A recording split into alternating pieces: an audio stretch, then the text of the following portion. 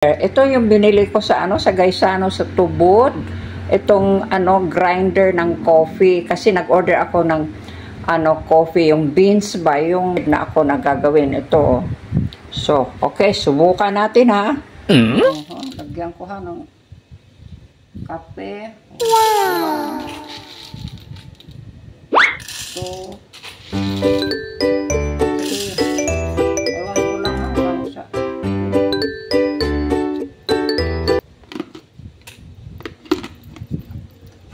sarahan ko kaagad para hindi pa kukupas. Ayaw bang mawala yung aroma niya. Oh, yan. Ito na ha. Oh, teka. Tapos ito ay kailangan dyan i-set, no? O, sige. Tapos, paano na kaya ito? So, yan ha.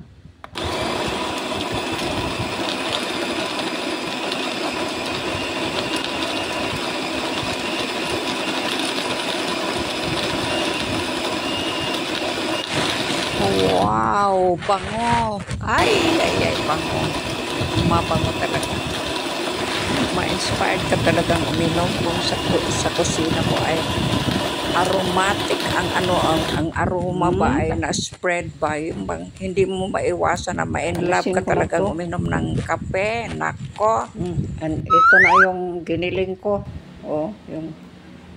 Konti lang naman pero di bali na. Ito yung itsura niya, tingnan nyo. Yan,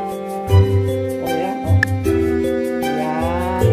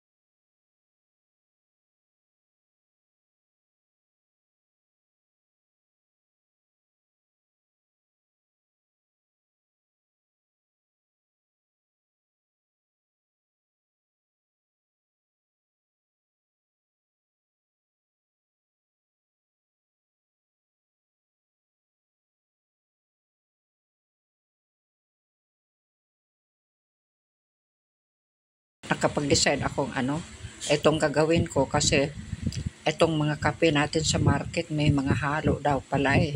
Kaya ayaw kong makainom ako ng may halo. Nako, peligro yan. Kaya itong naisipan ko, magsarili na lang ako.